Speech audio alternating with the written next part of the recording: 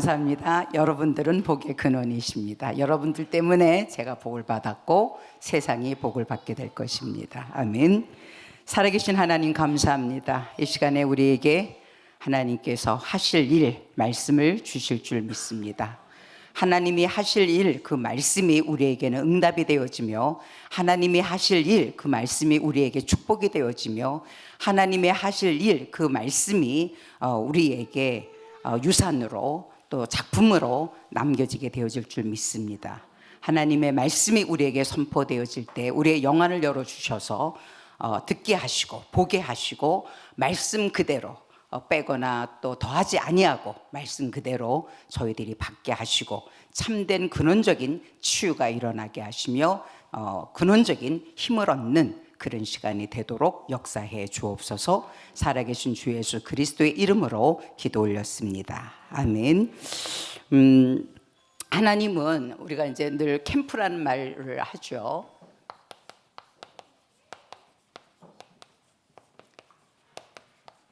근데 이게 사람에게서 나온 얘기가 아니고요. 하나님은 창조하실 때도 캠프를 하셨더라고요. 캠프가 빛을 발하는 거잖아요. 근데 창조하실 때 하나님께서 제일 먼저 하신 게 뭡니까? 빛이 있으라. 네, 그 빛은 창조의 빛이죠. 그 빛은 성자 하나님이시죠. 예.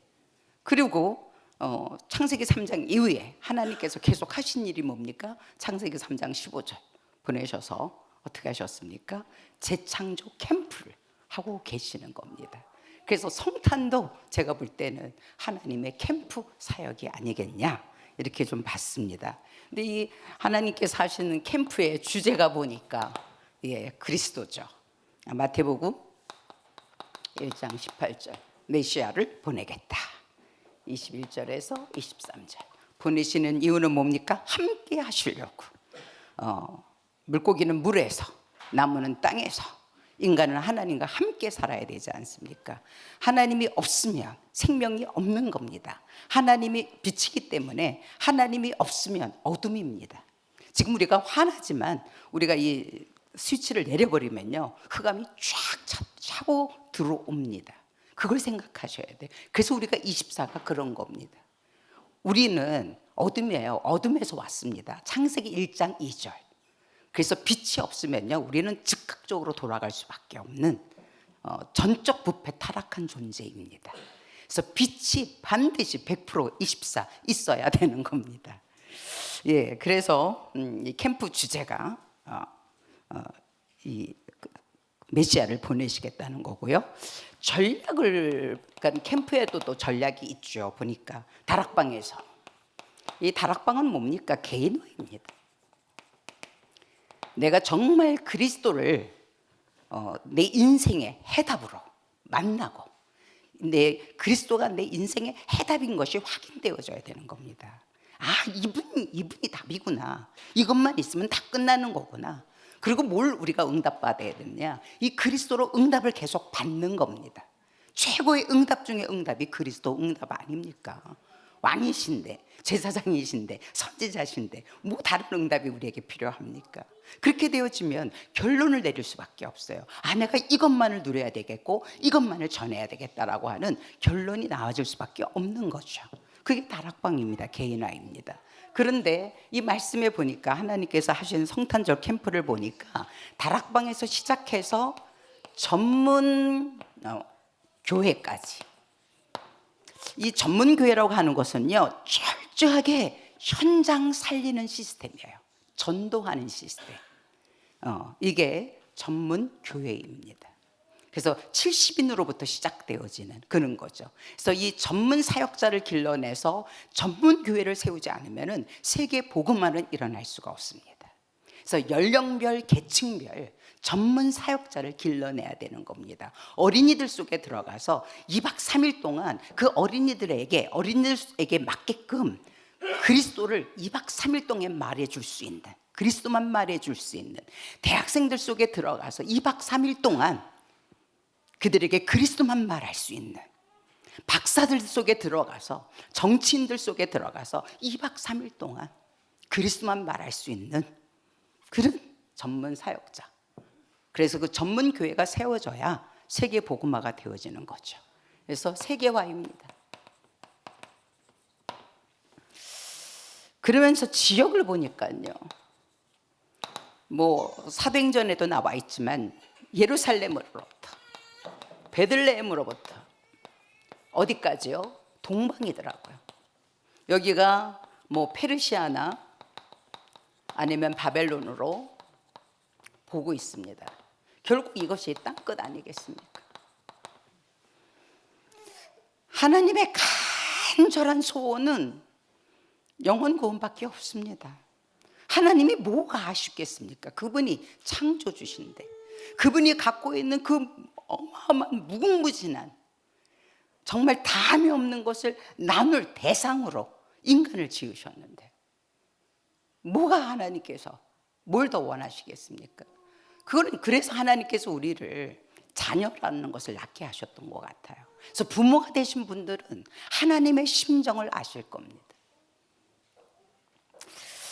그래서 땅끝까지입니다. 베들레헴으로부터 시작해서. 그런데 우리가 하나님께서 하신 이 캠프의 완전성을 보셔야 됩니다. 사실 성경은 세 가지로 나눠져 있죠. 창조입니다. 그리고 타락이죠. 그리고 회복이죠. 성경은 이렇게 되어져 있어요. 성경이 말하는 66권이 말하는 게 이겁니다. 하나님이 창조했다. 근데 타락했어. 그래서 하나님께서 회복하신다는 겁니다. 그런데 하나님께서 어떻게 우리를 창조하셨느냐? 망대입니다. 이 망대를 보니까요, 망대라고 하는 것은 견고한 겁니다. 흔들리지 않는 겁니다. 그리고 우리가 이 망대를 말할 때에 항상 거기에 법궤가 있을 때 그 아론의 쌍난 지팡이와 그다음에 그 십계명과 그다음에 그 만나가 들어 있었지 않습니까? 그래서 우리가 이 망대라는 말을 쓸 때는 항상 어떤 게 있냐면요, 이 말씀 강대상가 그게 있습니다. 이 법궤가 모형이 된 그런 망대입니다. 그런데 창세기 1장 3절에 빛이 있으라. 그런데 그 창세기 1장 3절 그 빛은 요한복음에 보니까 창조의 빛이잖아요. 그러니까 요한복음 1장 1절에 태초에 말씀이 계신다. 이 말씀은 태초에 예수님이 계셨어. 근데 그 예수님이 하나님과 함께 계셨고 그 예수님이 하나님이야. 그런데 그 예수님이 창조주야. 예수님을 통하지 않고선 만물이 나오지 않았어. 그 말씀을 하고 있는 겁니다. 창세기 1장 26절에 보좌가 나오죠. 그래서 보좌에서 천상회의가 열리는데 누가 참석하셨습니까? 성삼위 하나님께서 참석을 하셔서, 그래서 뭐를 하셨습니까? 천지창조 설계도를 작성하셨습니다. 그리고 이것이 복음입니다. 우리에게 이것보다 기쁜 소식이 어디 있습니까? 하나님께서 이걸 하시지 않았다면 저와 여러분 여기 없습니다. 그렇죠? 그래서 이것을 하시고 이것을 전제로 해서 우리를 지으신 겁니다. 이것을 전제로 해서. 근데 이 전제의 내용이 뭡니까? 창세기 1장 27절이죠. 이것은 하나님의 여정입니다. 그래서 보좌의 여정이라고 말하는 거죠. 보좌의 망대 하나님께서 하신 거고, 보좌의 여정 하나님께서 하신 겁니다. 하나님께서 어떻게 하셨습니까? 그 하나님의 그 형상으로 인간을 지으셨죠. 설계도를 따라서. 설계도가 완성이 되어진 겁니다. 그래서 이것이 하나님께서 이 설계도를 완성시키실 때 단체로 그룹으로 하신 게 아니에요. 한 사람 한 사람 하나하나 지으셨고 하나하나 부르셨습니다. 그래서 개인화인 겁니다.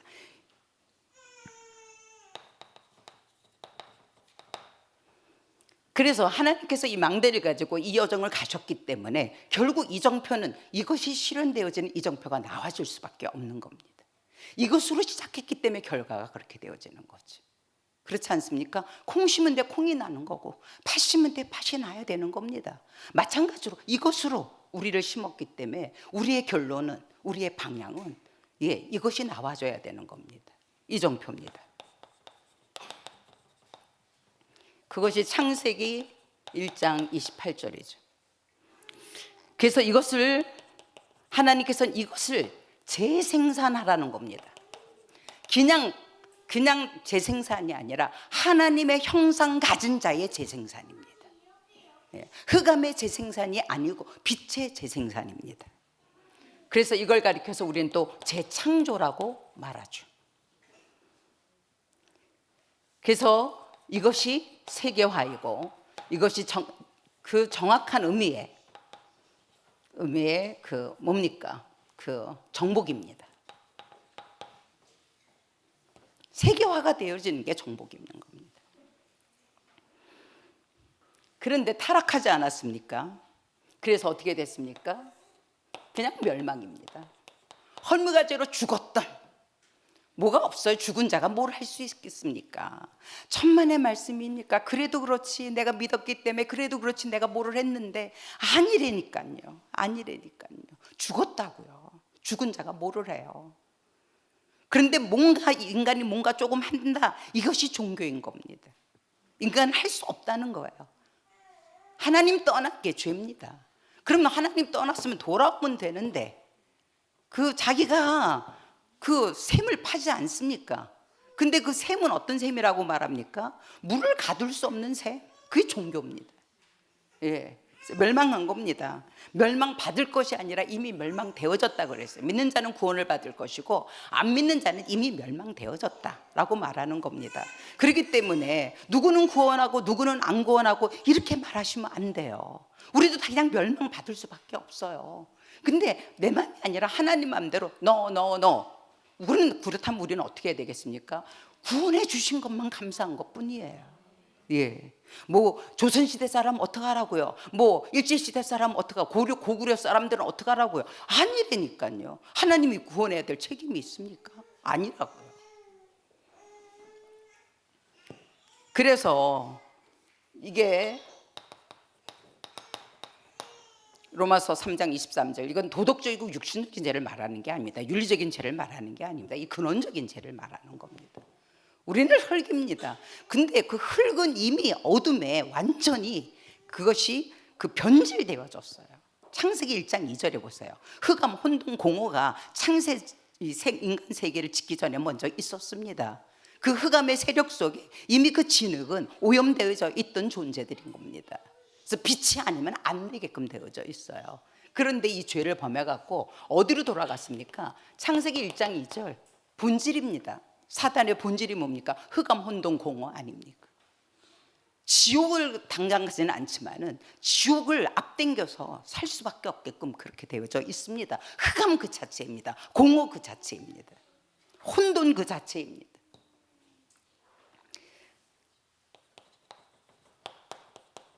돌아갈 수밖에 없죠. 그 에베에게로. 거기서 있었지 않았습니까? 우리가 처음부터 하나님께 속해 있던 자가 아닙니다. 창세기 1장 2절 속에 있던 자들입니다. 창세기 1장 3절을 하나님께서 선포하시면서 끄집어낸 자들입니다. 그리고 회복을 하십니다. 뭐를 회복하실 거냐? 이거를 회복하시는 겁니다. 창세기 1장 27절 28절, 이거를 회복하는 것을 구원이라고 말하는 겁니다. 여기서 빠져나와서 이것을 회복하는 것까지가 구원인 겁니다. 그런데 이 구원은 다른 면에서 볼 때 하나님께서 뭐 하시는 겁니까? 전도해야 되는 겁니다. 하나님께서 전도에 밀어낸 것을 통해서 구원하시기로. 그래서 이 구원과 전도는 뗄 수가 없어요. 같이 보셔야 됩니다. 내가 구원받았다, 전도가 나와줘야 되는 겁니다. 그리고 하나님께서 그래서 우리에게 구원자를 보내시기로 하셨는데, 예수님은 이 땅에 구원자시며 동시에 전도자로 오신 겁니다.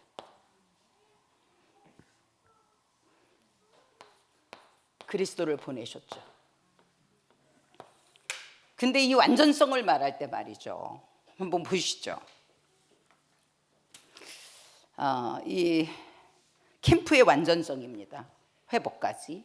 그 다음에 우리가 이 캠프의 죄송합니다. 당연성을 말하는 거. 그러면 이번에서는 캠프의 완전성입니다. 아까도 말씀드렸지만은 캠프라고 하는 것은 빛을 발하는 겁니다. 근데 그 빛은 없습니다. 그리스도에는 빛이 없습니다. 그리스도만이 빛이십니다. 그래서 이것은 그리스도의 완전성입니다. 그리스도의 완전성이 뭐냐? 창세전 그리스도입니다. 창세전 그리스도, 창세기 1장 3절, 그분이 빛이십니다. 요한복음 1장 1절부터 4절까지. 태초에 예수님이 계셨어. 그 예수님이 하나님과 함께 계셨고 그 예수님이 하나님이야. 그 예수님이 세상의 빛이야. 그 안에 생명이 있는데 그 생명은 사람들의 빛이라고 말씀하셨습니다. 그래서 예수님이 없으면 생명도 없고 빛도 없는 겁니다. 예. 들어보셨습니까? 창세전 부다, 창세전 마호메트, 창세전 공자 들어본 적이 없어요. 이거 아니면 완전성이 아니라니까요. 예. 두 번째로 이분이 성육신 하셨어요. 요한복음 1장 14절에 그 말씀이 예수님이 성자께서 육신을 입고 오셨어요. 성자의 전문성이 뭡니까? 구원입니다. 그래서 성육신 하신 겁니다. 하나님 같은 삼위일체 하나님이신데 성부 하나님의 전문성은 말씀이십니다. 같은 삼위일체이신데 성령 하나님의 전문성은 기도입니다. 능력으로 역사하시는. 그리고 같은 삼위일체 하나님이신데 성자 예수님의 전문성은 구원이십니다. 그래서 그분이 뭐를 입고 오신 겁니까? 육체를 입고 오신 겁니다. 이게 전문성입니다. 전문 사역입니다. 그 요한이서 뭐 요한이서는 1장밖에 없으니까요. 요한이서 7절에 보면은 그 미혹하는 자들이 올 거다. 어떤 미혹하는 자? 하나님이 어떻게 성육신 할 수 있어? 그래서 예수가 육체로 온 것을 부인하는 자마다 이게 적그리스도라고 그랬습니다. 물론 그 불교에서는 성육신을 말하죠. 인카네이션. 그렇죠. 윤회설을 말하죠. 그러나 창세전이 없지 않습니까? 근데 이 부다가 십자가의 부다 들어보신 적 있습니까? 십자가의 공자. 생각해 보세요. 이 그리스도의 완전성. 하나님의 캠프의 이 완전성을 보시자고요. 다 사람들은 하나님께서 인간을 왜 내보내셨나 봤더니 구원받으라고요. 그러니까 여러분들 구원 못 받으면요, 그거는 그냥 깡이에요. 꽝. 다 들러리예요. 들러리. 구원받은 하나님의 자녀들이 여행 갈 때 비행기 타고 가야 되니까 비행기 운전하라고. 그 하나님의 자녀들이 밥 먹어야 되니까 농사 져서 쌀. 이 구원이라고 하는 전제가 아니면은요, 하나님께서 지금도 계속해서 인간을 출생시키는 거에 대해서 저는 굉장히 그랬어요. 어차피 지옥 갈 사람들 하나님께서 왜 계속 만드십니까? 그렇지 않습니까? 출생을 막으셔야지. 근데 계속 출생을 시키셔요. 왜? 하나님의 청사진 속에 있는 거예요. 설계도 속에 구원받을 백성들이 있는 겁니다. 그래서 그 구원의 숫자가 차기까지 하나님은 계속해서 구원받을 백성들 출생을 시키는 겁니다. 그러면 왜 누구는 선택 안 하느냐? 우리가 어디에서 왔다고 생각하셔야 돼요. 그 토기장이가 자기 마음대로 그릇을 만드는 겁니다. 부수기도 하는 겁니다. 인간이 감히 하나님한테 그런 얘기 한다는 것은 자기를 하나님과 동격으로 두는 것과 마찬가지인 겁니다. 그런 말을 하는 것은 이미 그 속에 무슨 영이 들어있다는 겁니까? 하나님과 비기려고 했던 사단이 들어있기 때문에 그런 말을 하는 겁니다. 십자가에서 생명을 뭐로 물으겠습니까? 생명은 생명으로 물으는 겁니다. 그래서 그분이 죽으셔야 됩니다. 죄의 값은 사망이지 않습니까? 그래서 예수님께서 십자가에 죽고, 하나님이 무슨 피가 있습니까? 하나님이 뭐 죽습니까? 영이신데. 그런데 우리 때문에, 우리를 구원하려고 그 높고 높으신 그분이 낮고 낮은 그 진흙과도 못한 그런 존재로 오신 겁니다. 죄인으로 오셔갖고 우리의 죄를 다 그분에게 전가시키셨어요. 네. 그리고 예수님께서 다 이루었다 그렇게 말씀하셨습니다. 요한복음 19장 30절 잘 아시지 않습니까? 그래서 이것을 통해서 우리 과거가 완전히 끝난 겁니다. 원죄가 완전히 끝난 겁니다. 십자가 사건을 통해서 원죄는 끝났습니다. 예. 그런 다음에 죽으시기만 했다면 그분은 어떻게 보면은 거짓말장이 있거나 사기꾼이거나 정신병자거나 그럴 수 있어요. 근데 제가 정신병자를 믿습니까? 제가 사기꾼을 믿고 있는 겁니까? 그분이 증거를 나타내셨어요. 내가 거짓말장이나 사기꾼이나 정신병자가 아니라는 증거로 부활하셨지 않습니까? 이 부활의 능력입니다. 이 십자가를 통해서, 피를 통해서 그리스도께서 우리에게 주신 게 뭡니까? 해방입니다. 죄로부터 해방, 노예, 속국, 포로로부터 해방. 그래서 이게 유월절 아닙니까? 부활하심으로 우리에게 승리를 안겨주셨습니다. 능력입니다. 이게 오순절 아닙니까? 출애굽한 이후에 광야에서 이스라엘 백성들이 무슨 힘으로 살았습니까? 완전 기적이었습니다. 농사를 졌습니까? 옷을 지었습니까? 천만의 말씀이에요. 그런 기적이 없었어요. 광야에서 엄청 은혜를 받았습니다. 지금 여러분들이 광야의 길을 걷고 있다면 눈을 여세요. 여러분들은 지금 최고의 은혜 속에 있는 겁니다. 하늘에서 만나가 내렸습니다. 반석에서 물을 마셨습니다. 홍해를 길처럼 건넜습니다. 메추라기를 먹이셨어요. 그런데 어떻게 하게 하셨습니까? 광야에서 훈련하셨습니다. 절대로 인본주의 쓸 수가 없어요. 그 광야에서 가본 적도 없는데, 길도 모르는데, 내비게이션 있는 것도 아니고 지도도 주신 것도 아니고 철저하게 의존하게 하셨어요. 구름기둥 떠오르면 운행하고, 불기둥 떠오르면 멈춰야 되고요. 그리고 그냥 그 생각을 해보세요. 광야에서 그 장막을 말이죠, 그 텐트를 말이죠, 예배를. 그리고 이 텐트 중심으로 이스라엘 사람들이 12지파가 이렇게 살지 않았습니까? 그리고 행진할 때는 항상 법궤를 맨 제사장이 앞에 가지 않았습니까? 우리가 매일매일 예배 드리는 거요. 그 사도행전의 2장에 매일 모였다고 그러는 거요.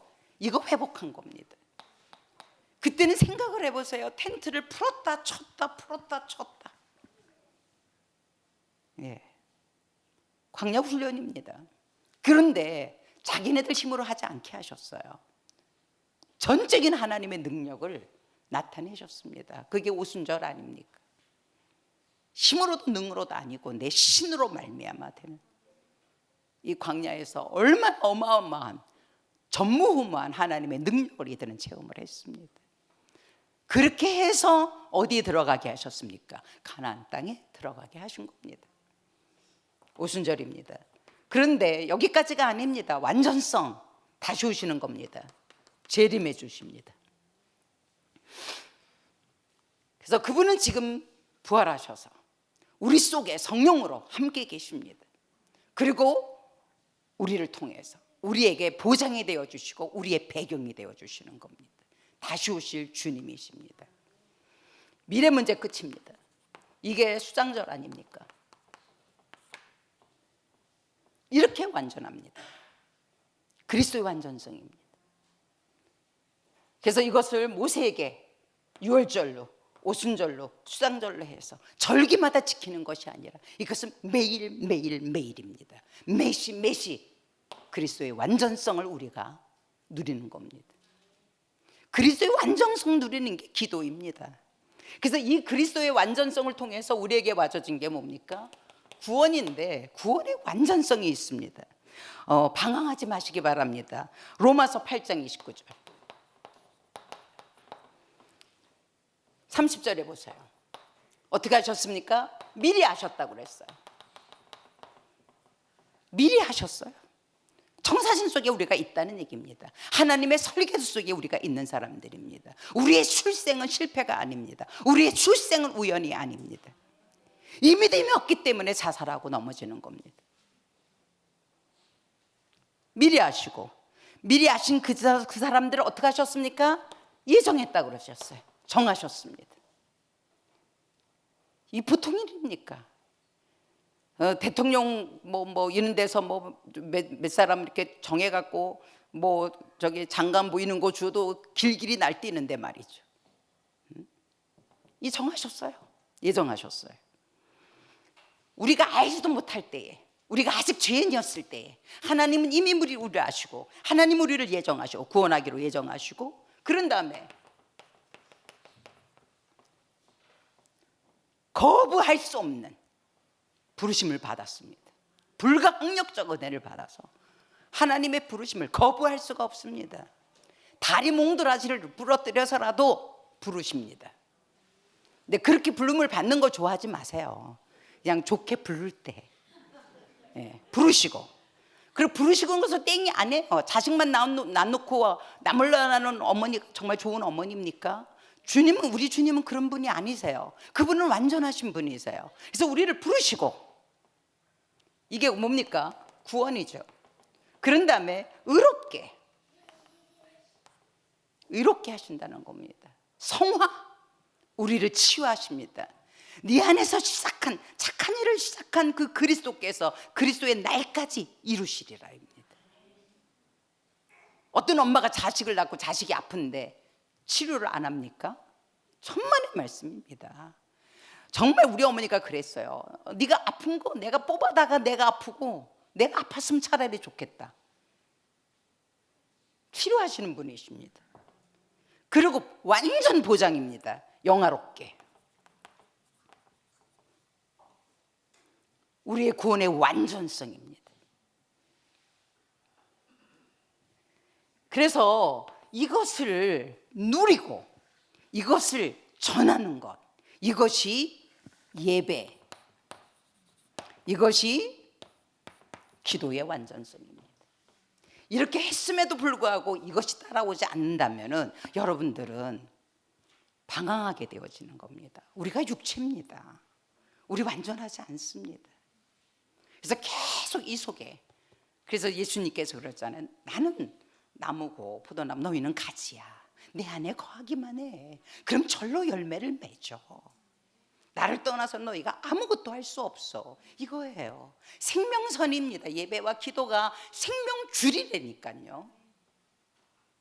애들이 어머니 태 속에 있었을 때에 어머니와 아기를 연결해 주는 게 뭡니까? 탯줄이잖아요. 탯줄. 이제 예배와 기도를 우리는 탯줄처럼 여기셔야 돼요. 그런데 여기 보니까 누가복음 2장 1절부터 10절까지 보니까 이 목자들이요, 이 캠프의 대상이 되어졌어요. 그래갖고 복음을 들었어요. 그리고 난 다음에 반응들이 나와 있어요. 보니까 여기에 그 천사들이 나타나서 오직 그리스도를 선포하잖아요. 메시아를 선포하잖아요. 그리고 천사들이 찬양을 하는데 뭘 찬양합니까? 그리스도의 완전성, 우리의 구원의 완전성을 찬양하는 겁니다.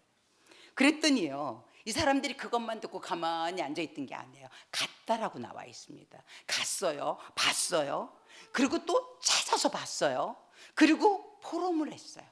자기네 천사들이, 메신저가 선포한 그 메시지를 그 마리아에게 포럼을 했다고요.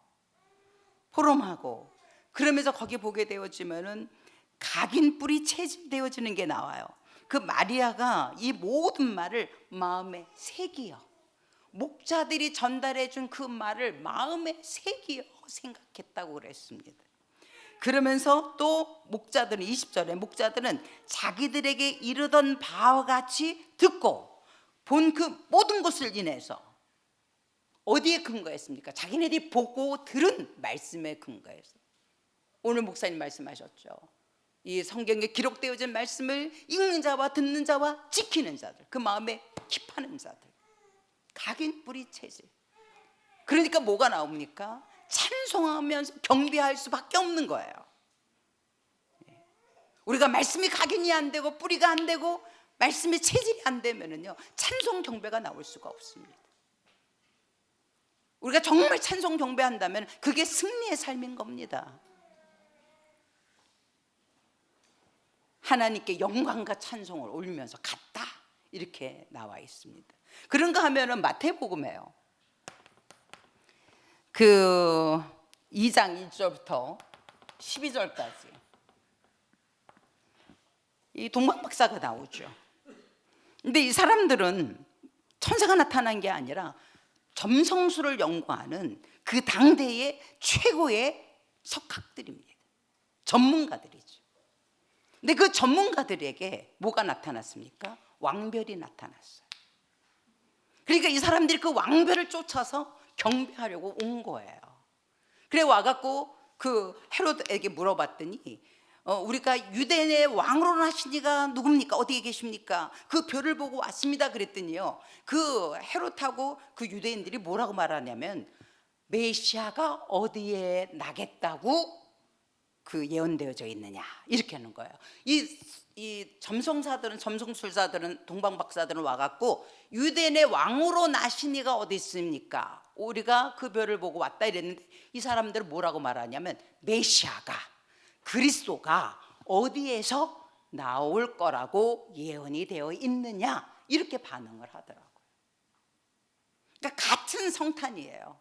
그런데 목자들한테는 천사가, 그리고 같은 성탄의 소식인데 이 점성술사한테는 왕별로. 그런데 요한계시록 22장 16절에 보면 예수님께서 이렇게 말해요. 나 예수는 다윗의 뿌리요 자손이니 곧 광명한 새벽별이다, 이렇게 말씀하십니다. 그러면서 그 동방박사들이 와갖고 가다가 별을 잠깐 잊어버렸어요. 근데 다시 찾았거든요. 그런데 거기 뭐라고 그러면요, 저희가 별을 보고 가장 크게 기뻐하고 기뻐한다 그랬어요. 우리가 캠퍼로 나갔을 때도요, 이 성령 인도라든가 성령 역사라든가 성령 열매 말고 다른 것에 우리가 막 기뻐하고 막 이럴 수 있지 않습니까? 근데 이 동방박사들은요, 이 별을 보고요 정말 기뻐하고 성령 인도에, 성령 역사에, 성령의 열매에 기뻐하는 거예요. 그리고 이 사람들이 갖고 들어와서 경배하면서요 그 보배합을 열었어요. 근데 거기 뭐가 들어있습니까? 황금과 유황과 몰약, 결국 그리스도를 상징하는, 이 사람들이 이 그리스도를 깨달은 겁니다. 그래서 예배할 때 가인의 예배는 뭐가 없었습니까? 그리스도 언약이 없기 때문에 하나님께서 받으실 수가 없었어요. 근데 아벨의 예배 속에는 언약이 있었지 않습니까? 그리스도의 언약이. 예. 그래서 이 동방박사들도 그리스도를 알고 제대로 된 예배를 드린 거죠. 하나님은 영이시니 예배하는 자가 신령과 진리로 예배할지니라. 그리스도로 옷 입지 않은 자들이 하나님 앞에 어떻게 설 수가 있겠습니까? 그리스도의 피로 그 죄가 가려짐을, 죄가 도말되어짐을 당하지 않는 자가 하나님 앞에 어떻게 서겠으며, 성령의 역사가 아니고 어떻게 하나님이신, 영이신 하나님과 우리가 소통을 하겠습니까? 이 동방박사의 예배가 그런 예배였습니다. 언약을 회복한, 그리스도를 안. 그러면서 이제 세 번째로 캠프의 전략에 대해서 좀 말씀을 드리겠습니다.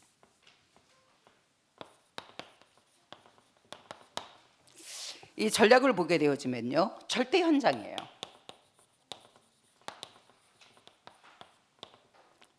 이것이 캠프를 해야 될 이유죠. 예수님께서 어디 나셨습니까? 누가복음 2장 7절이요. 마구간, 구유. 그 뭐 왕궁에서 폼나게 오시게 할 수도 있잖아요. 근데 왜 하나님께서 거기를 택하셨을까요? 아무 현장이나 가라는 게 아닙니다. 우리가 전도할 때 성령 인도를 받아서 성령이 인도하는 절대 현장을 가셔야 되는 겁니다. 아무 데나 가는 게 아니고. 근데 어떤 현장이었느냐? 마구간 구유. 어떻습니까? 더럽고 냄새나고 시커멓고 답답하고. 그게 사각지대, 재앙지대. 그게 인간의 영적 현주소예요.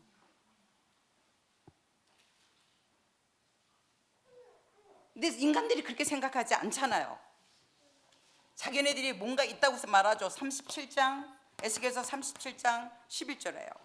이 뼈들은 이스라엘 족속이라. 우리 뼈들이 말랐고 우리의 소망이다. 멸절되어졌다. 하나님 눈으로 보실 때 이스라엘 백성들은요, 다 죽고 말라 비틀어진 뼈다귀들이에요. 근데 자기네들이 그렇게 생각했습니까? 그 다음에 그 아시아에 있던 7교회 중에서 말이죠, 자기네들은 부요하다, 그렇게 말했지만 하나님께서 뭐라고 그랬습니까? 내 눈에 너는 가난해, 벌거벗었어, 죽었어. 사대교회한테. 성령 인도하는 절대 현장입니다. 이사야서 61장 1절이요. 가난한 자에게 아름다운 소식을. 그러면 부자는 구원받지 말라, 그게 아니라 심령이 가난한 자를 말하는 거죠.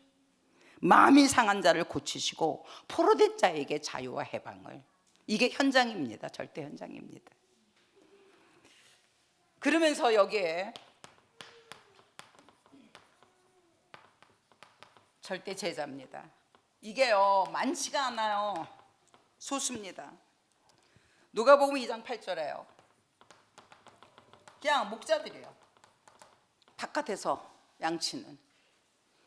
그 헤롯 성에 가면은 그 뭐 화찰나는 옷 입고 돌아다니는 사람들이 얼마나 많아요. 그 헤롯 성전에 가면은 그 대제사장들 얼마나 많습니까? 엄청 몰려다니고, 이왕이면 홍보할 거면 그런 데 가서 해야 되지 않습니까? 그런데 왜 하나님이 캠프를 하시는데 많은 사람들한테 안 하는 거예요? 번쩍번쩍거리는 사람들한테 안 하고, 초라하고 누추하고 더럽고 냄새나고, 그러고서는 그냥 그 어부들을 제자로 삼으셨던 것처럼 목자들을.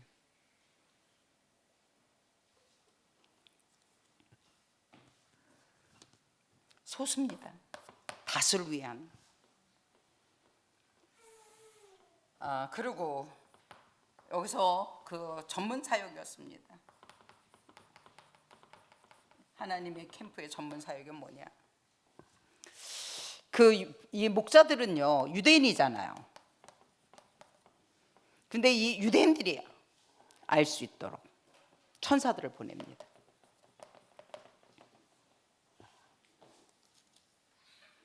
그리고 다수가 아니라 소수여서 결국 하나님의 전략은 뭡니까? 개인화입니다. 복음의 개인화입니다. 하나님은 막 우리 뻥튀기 기계처럼요, 집어넣고서는 막 돌리면 뻥 터져서 많이 나오잖아요. 그런 분이 아니에요. 그리고 이 동방 박사들은요, 여기다가는 뭘로 하셨습니까? 같은 성탄 소식인데, 메시지인데 별을 통해서요. 이 점성술사들은 아까도 말씀드렸지만은, 이 사람들은 이미 벌써 뭐가 된 사람들입니까? 세계화가 되어진 사람들입니다. 근데 이 사람들이 뭐가 없습니까? 복음. 그래서 하나님께서 그 바벨론이라든가 애굽이라든가 그 다음에 그리스라든가 로마를 사용하신 이유가 뭡니까? 세계화가 되어졌거든요. 그래서 거기다가 유대인을 보내서 복음화, 세계 복음화를 하는 겁니다. 유대인들이 놓친 게 뭡니까? 세계화입니다. 현장을 놓쳤습니다. 근데 이런 그 지식인들은 현장 다 장악했잖아요. 빌 게이츠가 그렇듯이, 뭐 코카콜라가 그러듯이. 근데 뭐가 없습니까? 복음이 없지 않습니까? 하나님은 거기까지입니다. 세계화입니다. 그래서 이 세계화된 이 전문성을 갖춘 이 사람들에게 이 복음을 심어서 세계 복음화를 이루신, 그래서 하나님의 성탄 캠프입니다. 개인의 복음화. 나가서 뭐 하는 겁니까? 세계 복음화. 이제 결론을 맺겠습니다.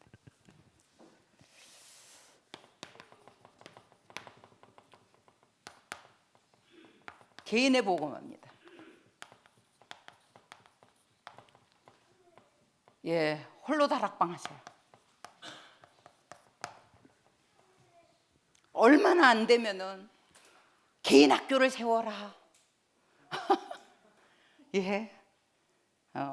그리고 네가 학교 가갖고 홀로 다락방 하면 그게 현장 다락방이야, 현장 교회야, 이 정도로 여기서 그냥 깨지고 계시는 거예요. 지금 이 어마어마한 완전한 것을 갖고도 이 예배 기도의 승리를 못해서 거지 나사로 마냥 살고 있는 거예요.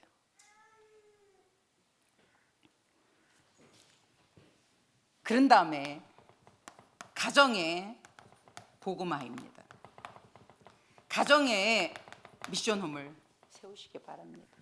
자녀들을 동력자로, 제자로, 이미 이 완전성 속에 있기 때문에 그 자녀를 왜 붙여줬냐? 전도 제자로. 그러려면 내가 먼저 전도 제자가 돼야 되는 거 아니겠습니까?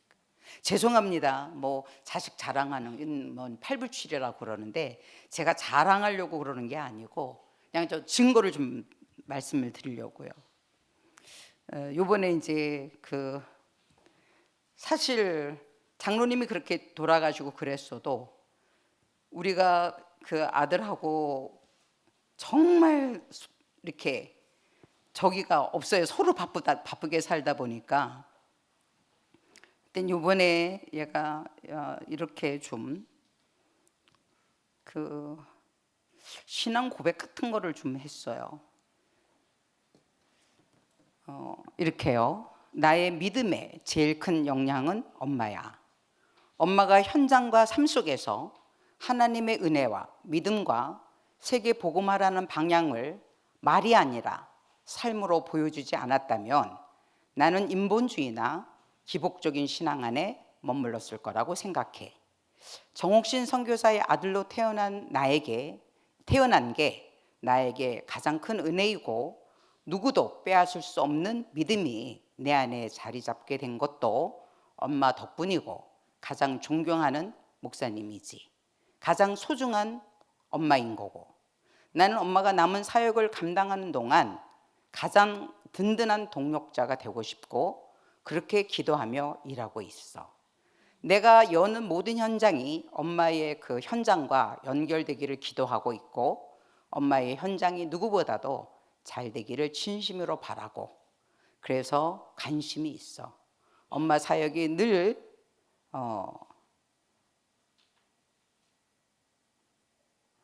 엄마의 사역이 늘 자랑스럽고 누구보다 잘 되기를 기도하고 있어. 이렇게 보냈더라고요. 그래서 이게 자랑이 아니고 제자로 세워졌지 않습니까? 예. 그래서 가정의 복음화 미션홈. 그 다음에 업과 현장에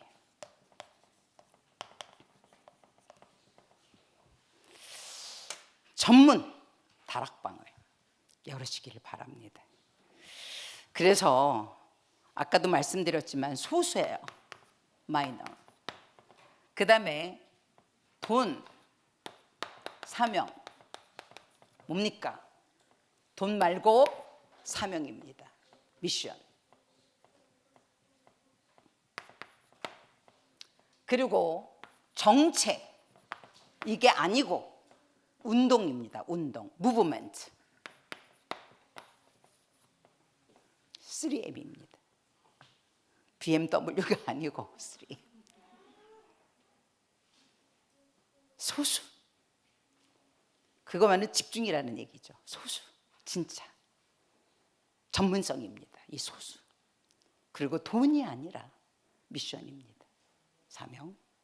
그리고 정체가 아니라 운동입니다. 무브먼트. 생명이 있으면 움직이잖아요. 죽었으면 죽은 것의 특징이 뭡니까? 가만히 있는 거잖아요. 살았으면 어떡합니까? 애들이 살았으니까 그냥 가만히 있지 않고 돌아다니지 않습니까? 운동입니다. 그래서